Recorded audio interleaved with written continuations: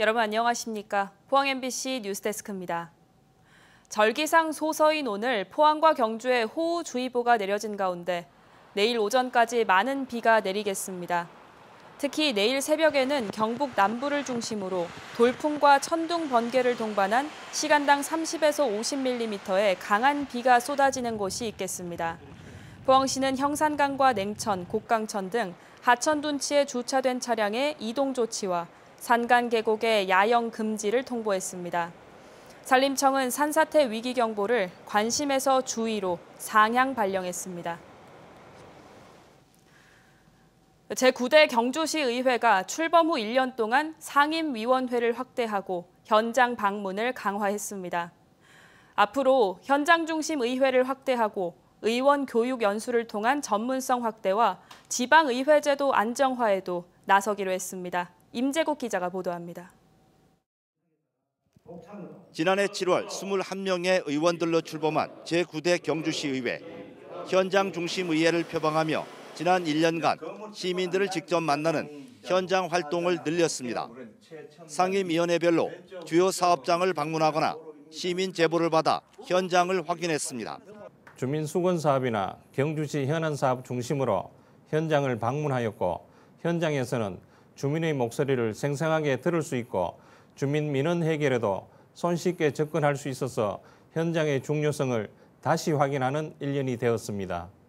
현장 방문 활동과 함께 의회 본연의 역할도 강화했습니다. 각종 정책 분석과 대안 제시를 위해 상임위원회를 기존 3개에서 4개로 늘렸습니다.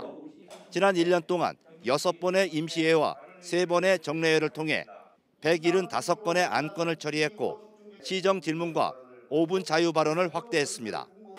의회는 현장 방문의 효과가 크다며 앞으로 현장 소통을 늘리고 집행부 견제 역할에 집중하기로 했습니다. 시민들의 성원에 보답하기 위해 시민을 위한 대의기관으로서 역할에 충실하고 집행부와 함께 경주 발전 방안을 모색하며 시민 모두가 행복한 경주를 만들어가는 데 앞장서겠습니다. 지방의회의 역할을 강화하는 다양한 제도 변화도 추진하고 있습니다. 경주시 의회는 의정 활동을 지원하는 정책 지원관을 현재 3명에서 4명을 추가 채용해 7명으로 늘리기로 했습니다. 의회 민원 상담실을 상시 운영 체계로 변경하고 의원 교육과 연수를 늘려 전문성 강화에도 나서기로 했습니다. 의회의 주민 참여를 좀 더 확대를 하고 지방의회 역할을 강화할 그런 계획입니다. 또한 의원님들의 성숙한 의정 활동을 지원하고 지방의회 제도를 안정화하는 데 역할을 다할 것입니다. 현장 중심 의회로 출발한 9대 경주시의회가 경주시정에 대한 견제와 대안 제시 역할을 어느 정도 달성할 수 있을지 시민들의 관심이 높아지고 있습니다. MBC 뉴스 임재욱입니다. 포항시 지곡동으로 신축 이전한 경북과학고등학교가 이전 기념식을 가졌습니다. 지난 1993년 포항시 용흥동에 개교한 경북과학고등학교는 좁은 학교 부지로 인한 열악한 교육 환경 등 어려움을 해소하기 위해서 지난 5월 지곡동 포스텍 인근으로 신축 이전했습니다. 경북교육청은 최첨단 장비와 시설, 포스텍 등 첨단 연구단지를 활용할 수 있는 지리적 이점을 가지게 됐다고 밝혔습니다. 포스코 광양제철소와 포항제철소가 대기오염물질 배출 1, 2위로 3년 연속 전국에서 가장 많이 배출한 사업장으로 나타났습니다. 규제 강화에 따라 측정 대상 굴뚝이 늘어난 게 원인이라고 하지만 두 제철소의 배출 증가율은 전국 평균보다 2~3배나 높았습니다. 포스코의 환경 개선 노력이 여전히 부족하다는 지적이 나옵니다. 장성훈 기자입니다. 환경부가 전국 대형 사업장에 지난해 대기오염물질 배출량을 분석한 결과를 공개했습니다. 이번에도 포스코 광양제철소와 포항제철소가 나란히 1, 2위에 이름을 올려 3년 연속 최악이라는 오명을 얻게 됐습니다. 배출 증가율도 포항이 38%, 광양이 29%에 달해 전국 평균보다 2~3배 높았습니다. 굴뚝 자동 측정기기 설치가 늘면서 전반적으로 배출량이 는 측면이 있지만 포스코의 급증한 배출량은 이해 수준을 넘어선다는 지적입니다. 굴뚝 자동 측정기가 한 20-30개에서 지금 100개 이상으로 늘은 상황에서 그동안 얼마나 많은 사각지대가 있었던가, 도대체 그 배출은 얼마나 마음 놓고 해왔던가, 이렇게 또 달리 생각해 볼 수 있는 문제입니다. 특히 포항제철소의 배출량은 전국 배출량의 7%, 경북 배출량의 74%, 포항시 배출량의 83%를 차지했습니다. 이런 영향으로 포항시의 배출량도 광양, 당진에 이어 전국 3위를 차지해 포스코 인근 주민들을 중심으로 공해 피해를 호소하고 있습니다. 환경 설비 투자를 계속해서 충분히 감소해야 되고, 그 굴뚝 자동 측정기 느는 거와 상관없이 배출량은 줄어야 된다고 봅니다. 한편 업종별 대기오염물질 배출량은 제철 철강업이 5만 4천여 톤으로 전체의 25%를 차지해 발전업에 이어 두 번째로 많았습니다. MBC 뉴스 장성훈입니다. 포항에서 울릉을 오가는 새 여객선 엘도라도 익스프레소가 내일부터 본격 취항합니다.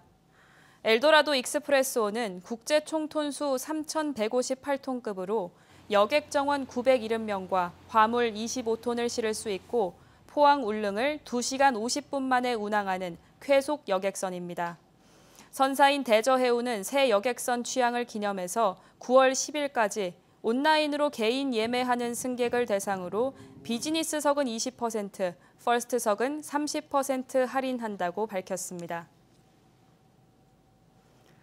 울진군이 올해부터 대학생 장학금 지원을 기존 100만 원에서 150만 원으로 확대합니다. 지원 대상은 울진에서 부모가 2년 이상 실거주하고 있는 대학생으로 2023학년도 1학기 12학점 이상을 이수하고 평점 2.0 이상이어야 합니다. 울진군은 오는 17일부터 28일까지 관할 주소지 읍면사무소에서 올해 1차 장학금 지원 대상자를 접수받습니다.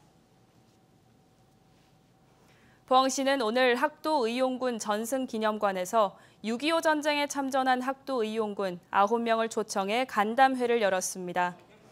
참석자들은 전시실을 관람하면서 참전 당시를 회상하고 산화한 학우들을 추모했으며 포항시는 위로와 감사의 마음을 전하고 건의사항을 청취했습니다. 포항 지역 학도의용군은 학생 신분으로 기계, 안강, 영덕, 포항여중 전투 등 여러 전투에 참가해 낙동강 방어선을 지키는 데 힘을 보탰습니다.